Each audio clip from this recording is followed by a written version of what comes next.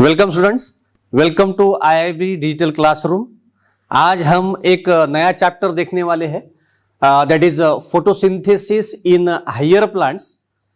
तो photosynthesis in higher plants ये chapter जो है, इसमें इतने सब टॉपिक्स के बारे में हमें डिस्कशन करना है। सबसे पहले हम देखेंगे फोटोसिंथेसिस की डेफिनेशन, उसके बारे में थोड़ा सा एक इंट्रोडक्शन, उसके बाद अर्ली एक्सपेरिमेंट्स, थोड़ा सा हिस्टोरिकल पार्ट, फिर हम देखेंगे साइट ऑफ फोटोसिंथेसिस जिसमें क्लोरोप्लास्ट का स्ट्रक्चर हम देखने वाले हैं। बाद में जितने भी फोटोसिंथेटिक पिगमेंट्स है उसके बारे में हम डिस्कशन करेंगे, और फोटोसिंथेटिक पिगमेंट्स होने के बाद हम डायरेक्ट मैकेनिज्म ऑफ फोटोसिंथेसिस के बारे में डिस्कशन करेंगे।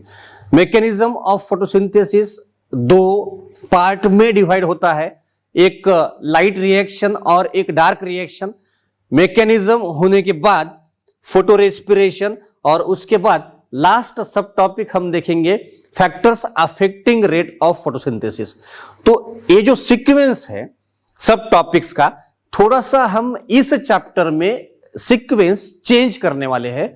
जो दूसरा सब टॉपिक है अर्ली एक्सपेरिमेंट, हिस्टोरिकल पार्ट जो है, बेहतर हमें समझने के लिए ये हम चैप्टर के बाद में factors affecting rate of photosynthesis होने के बाद हम देखेंगे।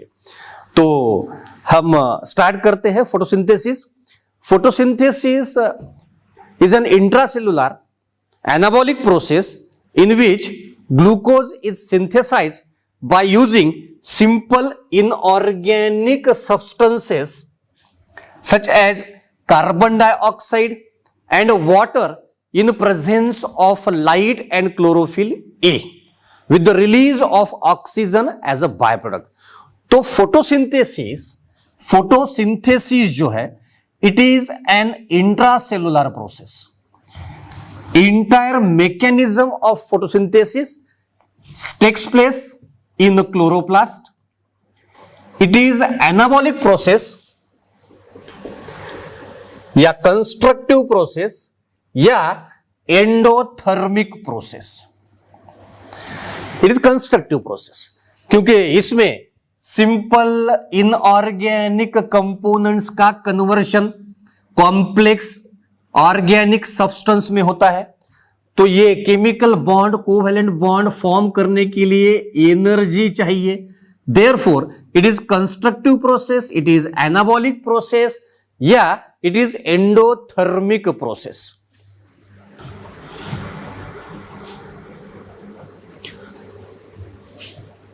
तो इसमें the overall equation of photosynthesis हम इस तरह से दिखाएंगे, 6CO2 plus 12H2O in presence of light and chlorophyll A, ये 6 कार्बन डाइऑक्साइड 12 वाटर मॉलिक्यूल के साथ कंबाइन होंगे और एक glucose molecule hexo sugar C6H12O6 form होगा। उसके साथ 6 वाटर मॉलिक्यूल और 6 ऑक्सीजन भी फॉर्म होंगे, ऑक्सीजन रिलीज हो जाएगा एज अ बाय प्रोडक्ट।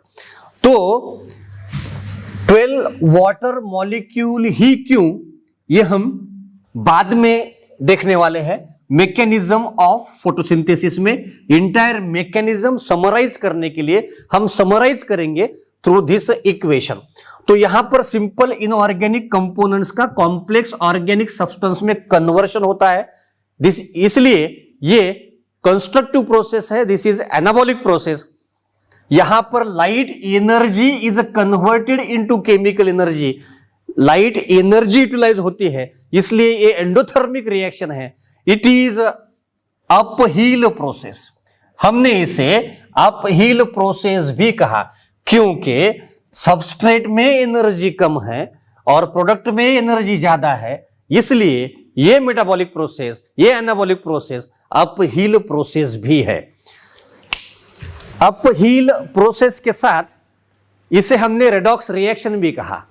कोई भी मेटाबॉलिक प्रोसेस रेडॉक्स रिएक्शन ही होता है, जिसमें कार्बन डाइऑक्साइड का रिडक्शन होगा और वाटर का ऑक्सीडेशन होगा, इसलिए ये रेडॉक्स रिएक्शन है। It is a physico chemical process और फोटो बायोकेमिकल प्रोसेस, जिसमें electromagnetic energy is converted into chemical energy.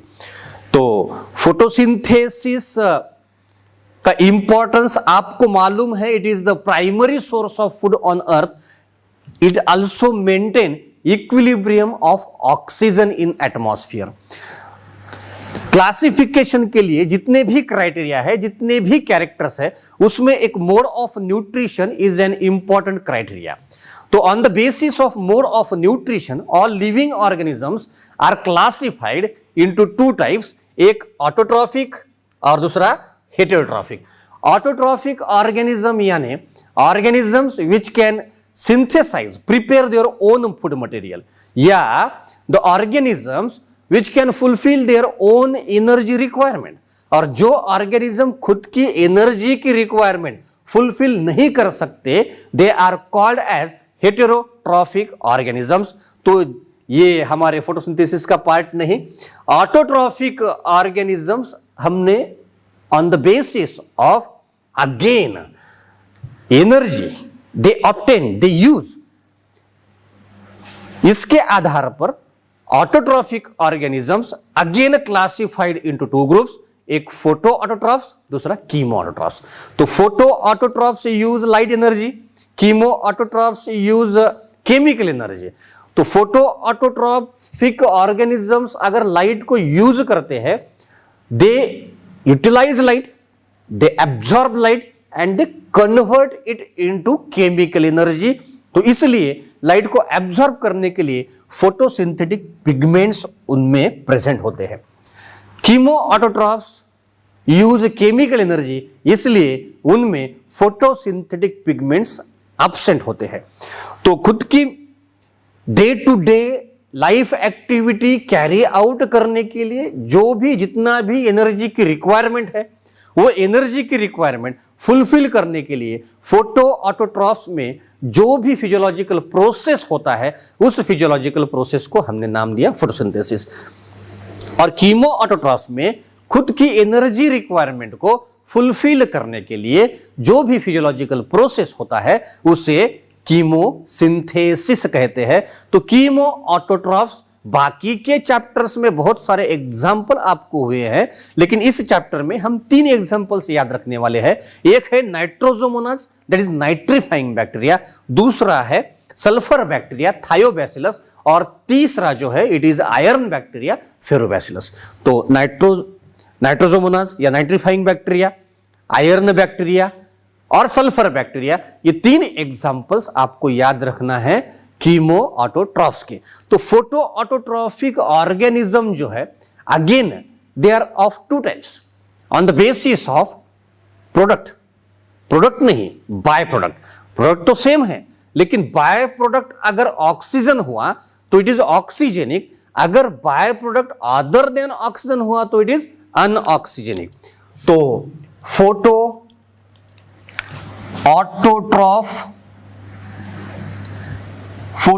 Autotrophic organisms are again divided into 2 types, एक ऑक्सीजेनिक फोटो ऑटोट्रॉफ्स और दूसरा अनऑक्सीजेनिक फोटो ऑटोट्रॉफ्स। तो oxygenic और anoxygenic में difference बस इतना है कि ऑक्सीजेनिक फोटो ऑटोट्रॉफिक ऑर्गेनिजम्स में बाय प्रोडक्ट जो होता है इट इज ऑक्सीजन, लेकिन अनऑक्सीजेनिक फोटो ऑटोट्रॉफ्स में जो बाय प्रोडक्ट होता है it is other than oxygen. In sulphur bacteria, green and purple sulphur bacteria, it is sulphur. तो ऑक्सीजेनिक फोटो ऑटोट्रॉफ्स जो है उसका एक एग्जांपल किंगडम प्लांटी, सभी members algae, bryophytes, pteridophytes, gymnosperms और angiosperms, that is flowering plant. Kingdom Protista में भी कुछ ऑर्गेनिजम्स है such as Euglena and diatoms. Kingdom Monera में cyanobacteria, blue green algae, all these are oxygenic photo autotrophic organisms, क्योंकि उसमें oxygen release होता है एज अ बाय प्रोडक्ट। लेकिन अनऑक्सीजेनिक फोटो ऑटोट्रॉप का एक एग्जांपल है ये, दिस इज अ क्लोरोबियम यानी ग्रीन सल्फर बैक्टीरिया। दूसरा जो एग्जांपल है it is Chromatium purple sulphur bacteria जो एक्सट्रीमोफाइल्स है। In higher plants photosynthesis takes place in a special cell organelle that is chloroplast. Chloroplast is a type of plastid. Plastid is a small sac-like structure, it is small cell organelle, double membrane bound cell organelle of eukaryotic cell. तो प्लास्टिड के बहुत सारे types है, सब types है। Major 3 plastid के types आपने सेल इस चैप्टर में देखे हैं, क्लोरोप्लास्ट, क्रोमोप्लास्ट और ल्यूकोप्लास्ट। तो क्लोरोप्लास्ट में ही पूरा फोटोसिंथेसिस का मैकेनिज्म टेक्स प्लेस। तो शेप वेरिएबल है, पूरे प्लांट किंगडम में क्लोरोप्लास्ट का शेप अलग अलग है। In for example in Chlamydomonas it is cup shape, in Zygnema it is a stellate यानी star shape, in Spirogyra it is a spiral shape. लेकिन in higher plants, in gymnosperms and in angiosperms, chloroplast का shape जो होता है वो biconvex यानी chloroplast is a lens shape, lens के shape का क्लोरोप्लास्ट होता है। और साइज जो है इट इज विड्थ जो है इट इज 1 to 2 माइक्रोमीटर और लेंथ 4 to 6 माइक्रोमीटर। तो क्लोरोप्लास्ट हमने पहले ही कहा it is a type of plastid. तो इसमें 2 मेम्ब्रेन होंगे, दिस इज आउटर मेम्ब्रेन और ये इनर मेम्ब्रेन। तो outer membrane and inner membrane collectively it is called as peristromium या क्लोरोप्लास्ट इनवलप। हमने कहा outer membrane, inner membrane, collectively it is called as peristromium या chloroplast envelope. In between outer and inner membrane there is a space. This space is called as periplastidial space. Periplastidial space. Or in peristromium, chloroplast envelope. In peristromium, chloroplast envelope, there is a space filled with a fluid that is called as a stroma. तो stroma में internal complex network of membrane is present. That is internal complex network जो है उसका एक unit है, it is thylakoid. Thylakoid it is a Greek word, means pouch like. तो membrane का एक पाउच लाइक स्ट्रक्चर बनता है जिसे हमने नाम दिया थाइलाकॉइड, पाउच लाइक स्ट्रक्चर। तो this thylakoid is a unit of internal complex network of membrane. Thylakoid has thylakoid membrane और यहां पर एक स्पेस प्रेजेंट होता है थाइलाकॉइड के अंदर, it is called as thylakoid lumen. तो ये जो थाइलाकॉइड्स है internal complex network of membrane का यूनिट, ये thylakoids they are placed one above one like a stacks of coin and form a structure that is called as grana. तो ये जो structure है it is called as grana. तो बहुत सारे grana आपस में अगेन मेम्ब्रेन का एक thin long plate like structure से आपस में कनेक्ट होता है, it is called as stromal lamellae. It is called as stromal lamellae या इंटरग्रेनल लैमेली, 2 ग्रेना को कनेक्ट करने वाली, या फ्रेट चैनल। 3 नाम है इस लैमेली को, इंटरग्रेनल लैमेली, स्ट्रोमल लैमेली या फ्रेट मेम्ब्रेन। तो स्ट्रोमा में ये हुआ internal complex network of membrane, उसके साथ 70s राइबोसोम्स भी है, कुछ स्टार्च ग्रैन्यूल्स भी है, लिपिड्स के स्मॉल ड्रॉपलेट्स भी है जिसे हमने नाम दिया प्लास्टोग्लोब्यूल्स, और एक single double stranded single double stranded closed circular naked DNA is present, that is genetic material of chloroplast. This genetic material of chloroplast is called as plastidome. ये सिंगल है, डबल स्ट्रैंडेड है, सर्कुलर है, closed है और naked है, क्योंकि this nucleic acid is not associated with histone proteins, इसलिए हमने इसे नेकेड कहा। तो इसमें अगर डीएनए है तो क्लोरोप्लास्ट खुद का डुप्लीकेशन, खुद का रिप्लिकेशन खुद ही कर सकता है, इसलिए क्लोरोप्लास्ट को हमने कहा it is a self replicating cell organelle. It is self replicating cell organelle. यानी किसी भी सेल में एक क्लोरोप्लास्ट से दो क्लोरोप्लास्ट होने के लिए सेल से किसी भी तरह की मदद क्लोरोप्लास्ट को लेने की जरूरत नहीं है, लेकिन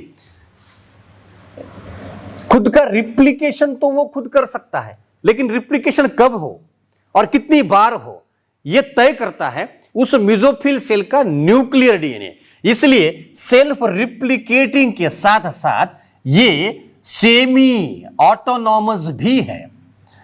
तो chloroplast is a self-replicating and semi-autonomous cell organelle. Usually, chloroplasts align themselves along the walls of mesophyll cell, that they get optimum quantity of incident light. तो क्लोरोप्लास्ट के लिए अलाइनमेंट जो है, अरेंजमेंट जो है, वो इस तरह से होती है कि किसी भी समय पर जितने अमाउंट की एनर्जी चाहिए, मैक्सिमम सनलाइट उसे मिले। तो on the basis of incident light अगर हाई इंटेंसिटी का है, इंसिडेंट लाइट अगर लो इंटेंसिटी वाला है या ऑप्टिमम इंटेंसिटी वाला है, तो on the basis of intensity of light chloroplast की अलाइनमेंट भी चेंज होती है। तो देखिए कैसे, तो ये पेज नंबर 209 एनसीईआरटी के बुक में यहां पर ये 13.3 में क्लोरोप्लास्ट का जो स्ट्रक्चर डिस्क्राइब किया है उसमें एक इंडेक्स क्वेश्चन भी पूछा है। पहला ये क्वेश्चन पूछा है कि can you name some other parts where you think photosynthesis में ऑकर। तो normally mesophyll cells are major photosynthetic cell organelles, लेकिन यहां पर यह पूछा है कि अपार्ट फ्रॉम दीज लीव्स जो मेजर फोटोसिंथेटिक ऑर्गन है और कोई फोटोसिंथेटिक प्लांट ऑर्गन्स है क्या। तो उसका आंसर भी मैंने नोट्स में दिया है कि phylloclade, cladode, phyllode, green colour का जो भी स्ट्रक्चर है, टेंडर फ्रूट्स है, कैलिक्स है, जो भी ग्रीन कलर का, एक्सेप्शनली कुछ रूट्स भी है, ऑर्किड्स के रूट्स है, टिनोस्पोरा के रूट्स है, ट्रापा के रूट्स है, तो जो भी ग्रीन पार्ट होता है सभी में फोटोसिंथेसिस होता है। दूसरा क्वेश्चन ये पूछा गया है कि when do you think the chloroplast will be align with their flat surfaces parallel to the walls, when would they be perpendicular to the incident light. तो पैरेलल अलाइनमेंट कब और परपेंडिकुलर अलाइनमेंट कब। तो इंसिडेंट लाइट जो है अगर वो high intensity का है, अगर हाई लाइट इंटेंसिटी है तो नॉर्मली क्लोरोप्लास्ट की अलाइनमेंट कैसे होगी, parallel to the incident light. किस तरह से होगी, parallel to the incident light. तो ये जो अलाइनमेंट है parallel, it is called as parastrophe. हमने कहा पैरास्ट्रोफे। तो ये पैरेलल अलाइनमेंट है, पैरेलल टू इंसिडेंट लाइट। ऐसा क्यों होता है, जब लाइट की इंटेंसिटी ज्यादा होती है तो normally chloroplast avoid sunlight, high light intensity. क्यों, to avoid photo oxidation, to avoid solarization. तो फोटो ऑक्सीडेशन या सोलराइजेशन क्या है कि हाई लाइट इंटेंसिटी को एक्साइटेड क्लोरोफिल ए जो है वो ऑक्सीजन के साथ बाइंड होता है। अगर वो ऑक्सीजन के साथ बाइंड हुआ तो हम आगे देखने वाले हैं क्लोरोफिल ए का जो इंपिरिकल फॉर्मूला है, it is C55, H72, O5, N4, Mg। तो अगर ये एक्साइटेड स्टेट में ऑक्सीजन के साथ बाइंड हुआ तो क्लोरोफिल ए का इंपिरिकल फॉर्मूला तो चेंज हुआ, 72 के बजाय अब ये होगा 74। तो क्लोरोफिल ए का स्ट्रक्चर चेंज हो जाएगा, स्ट्रक्चर डैमेज हो जाएगा। This effect is called as photo oxidation. In presence of light, addition of oxygen, excited chlorophyll a का ऑक्सीजन के साथ बाइंड होना, this is also called as solarization. तो सोलराइजेशन या फोटो ऑक्सीडेशन को अवॉइड करने के लिए ये पैरेलल अलाइनमेंट क्लोरोप्लास्ट की टू हाई लाइट इंटेंसिटी, जब लाइट की इंटेंसिटी लो होती है तो जाहिर है chloroplast try to get more light, तो ये परपेंडिकुलर होते हैं। तो perpendicular to incident light, this alignment is called as epistrophe. लेकिन जब लाइट की इंटेंसिटी ऑप्टिमम हो तो क्लोरोप्लास्ट की अलाइनमेंट जो होती है, क्लोरोप्लास्ट की अलाइनमेंट वो रैंडम होती है, पैरेलल भी हो सकता है या परपेंडिकुलर भी हो सकता है, उससे कोई फर्क नहीं पड़ता। तो ये जो रैंडम अलाइनमेंट है it is called as apostrophe. तो when light intensity is high, chloroplast की alignment to high light intensity it is parallel, it is called as parastrophe. तो क्लोरोप्लास्ट की alignment to low light intensity it is perpendicular, called as epistrophe. और optimum light intensity अगर है तो chloroplast की alignment random, it is called as apostrophe. तो chloroplast का structure होने के बाद हम देखेंगे फोटोसिंथेटिक पिगमेंट्स। तो pigment is any chemical substance. Pigment is any chemical substance which can absorb light of specific wavelength. तो कोई भी chemical substance जो एक कोई भी specific wavelength absorb करता हो, it is called as pigment. All those pigments which are involved in the process of photosynthesis, it is called as photosynthetic pigment. तो in all photosynthetic organisms, photosynthetic pigments are of three types: chlorophyll, carotenoids और phycobilins. Chlorophyll normally green color के होते हैं, they are insoluble in water, hydrophobic होते हैं, और there are 7 types of chlorophyll pigment. एक chlorophyll A, chlorophyll B, chlorophyll C, chlorophyll D, chlorophyll E, bacteriochlorophyll और bacterioviridin या क्लोरोबियम क्लोरोफिल।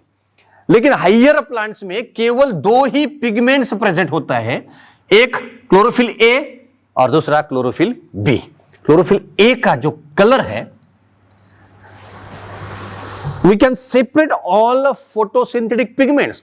तो फोटोसिंथेटिक पिगमेंट्स को क्रोमेटोग्राफिक टेक्निक के जरिए हमने सेपरेट किया, और सेपरेट करने के बाद जो क्रोमेटोग्राम है उस पर सेपरेट करने के बाद क्लोरोफिल ए का कलर हमें दिखाई देगा ब्लू ग्रीन, और क्लोरोफिल बी जो होता है वो येलो ग्रीन कलर का होता है। तो हायर प्लांट्स में ये 2 ही पिगमेंट्स प्रेजेंट होते हैं, ये बाकी के पिगमेंट्स एब्सेंट होते हैं। तो क्लोरोफिल ग्रीन कलर का जो मैक्सिमम क्वांटिटी में प्रेजेंट होता है क्लोरोप्लास्ट में, यह हाइड्रोफोबिक है, वाटर में सोलुबल नहीं। Chlorophyll pigments are soluble in organic solvent.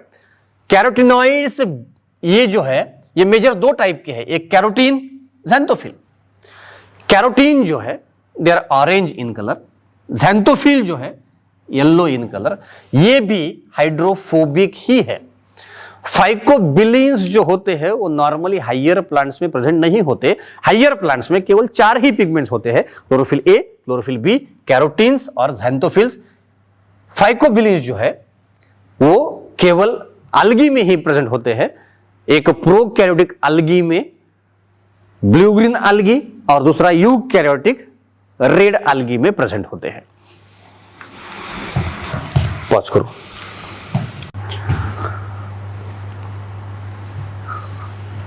Chlorophyll का स्ट्रक्चर जो है, chlorophyll it is kite like structure या tadpole like structure. Tadpole like structure हमने क्यों कहा?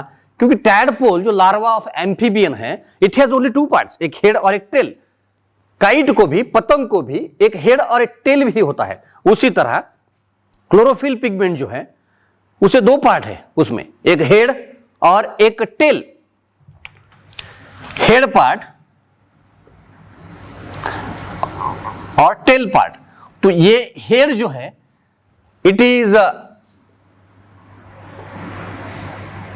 हाइड्रोफिलिक, वाटर सोल्यूबल है। टेल जो पार्ट है इट इज हाइड्रोफोबिक यानी water insoluble. Chemically it is porphyrin ring plus एक मैग्नीशियम एटम। टेल जो है इट इज प्योरली हाइड्रोकार्बन की चेन जिसे हमने कहा फाइटोल चेन। तो ये पोरफायरिन जो है, पोरफायरिन ये 4 पायरोल रिंग से बना हुआ होता है। एक, ये 2, ये 3 और ये 4, और एक सेंटर में मैग्नीशियम एटम होता है। तो porphyrin plus central magnesium atom से फॉर्म हुआ हेड रीजन, और सिंपल हाइड्रोकार्बन की जो चेन है दिस इज टेल रीजन। तो हेड और टेल अलग अलग बनते हैं। क्लोरोफिल बनने के लिए, क्लोरोफिल के बायोसिंथेसिस के लिए जो रॉ मटेरियल यूज होता है it is succinyl coenzyme A. Succinyl coenzyme A comes from TCA cycle, Krebs cycle. Respiration में आपने पढ़ा होगा एम्फिबोलिक पाथवे। तो सक्सिनाइल कोएंजाइम ए जो 4 कार्बन का है combines with a very simple amino acid that is glycine.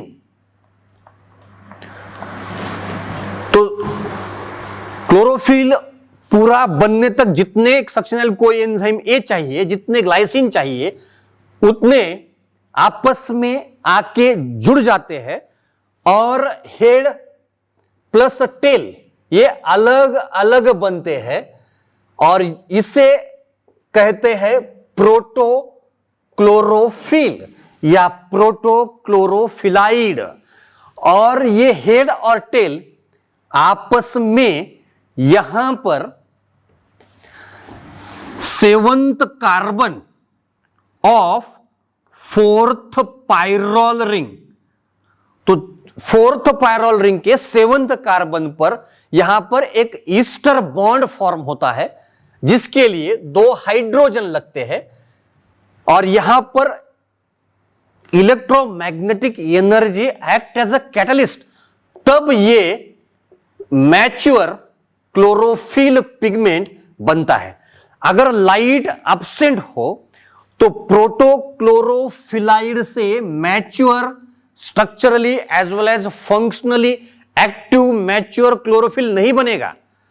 तो क्लोरोप्लास्ट, उस प्लास्टिड को हम क्लोरोप्लास्ट तभी कह सकते हैं जब उसमें क्लोरोफिल बने। लेकिन अगर क्लोरोफिल बना ही नहीं तो उस प्लास्टिड को हमने इटियोप्लास्ट कहा और उस प्रोसेस को इटियोलेशन कहा।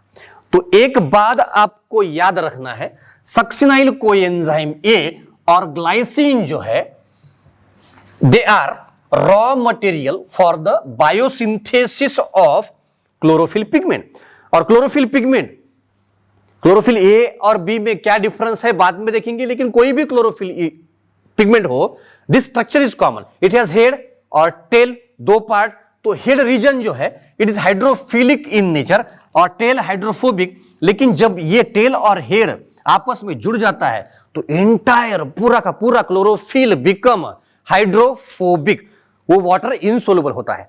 तो हेड रीजन जो है ये एक पायरोल रिंग, ये ऐसे 4 पायरोल रिंग आपस में जुड़ जाते हैं बाय CH ब्रिज, तो ये हुआ पोरफायरिन। और यहां पर सेंटर में एक मैग्नीशियम एटम ऐड हो जाता है, तो ये बन गया हेड। तो हेड रीजन को फाइटोल टेल, सिंपल हाइड्रोकार्बन की चेन अटैच हो जाती है at 7th carbon of 4th pyrrole ring. Chlorophyll का ये कॉमन स्ट्रक्चर हुआ। क्लोरोफिल ए और बी में डिफरेंस क्या है? तो क्लोरोफिल ए और बी में ये डिफरेंस है कि अगर CH3 हुआ यहां पर on 3rd carbon of 2nd pyrrole ring, 2nd pyrrole ring के 3rd कार्बन पर अगर CH3 ग्रुप है तो इट इज क्लोरोफिल ए। अगर CH3 नहीं है, एल्डिहाइड ग्रुप है CHO, तो वो हुआ क्लोरोफिल बी। तो क्लोरोफिल ए का इंपिरिकल फॉर्मूला C55H72O5N4Mg। तो CH3 के इंस्टेड ऑफ CH3 CHO है तो क्लोरोफिल बी, तो उसका इंपिरिकल फॉर्मूला हुआ C55H70O6N4Mg। कैरोटिनॉइड पिगमेंट जो है they are present in plants as well as in animals. लेकिन प्लांट में 2 मेजर टाइप के कैरोटिनॉइड्स पिगमेंट होते हैं, एक कैरोटीन्स, दूसरा ज़ैंथोफिल। कैरोटीन जो है इट इज प्योरली हाइड्रोकार्बन।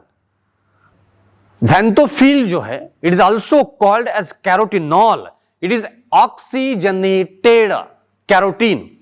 तो empirical formula of carotene C40H56, जिसका कलर होता है ऑरेंज। ज़ैंथोफिल C40H56O2, जिसका कलर होता है येलो। बहुत सारे कैरोटीन्स और ज़ैंथोफिल्स पिगमेंट्स प्लांट्स में प्रेजेंट है, लेकिन एक कैरोटीन आपको याद रखना है, it is beta carotene, widely distributed, very commonly present in all higher plants. एक कैरोटीन का एग्जांपल बीटा कैरोटीन, जो सबसे पहले आइसोलेट किया गया कैरोट रूट से, इसलिए हमने नाम दिया carotene.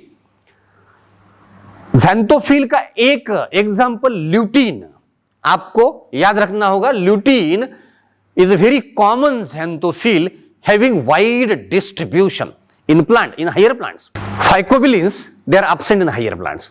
They are present only in cyanobacteria, blue-green algae and red algae. तो फाइकोबिलिन्स जो है ये 2 टाइप के, एक फाइकोसाइनिन और फाइकोइरिथ्रिन। फाइकोसाइनिन ब्लू कलर का phycobilin present in blue-green algae, और फाइकोइरिथ्रिन जो रेड कलर का पिगमेंट है it is present in red algae।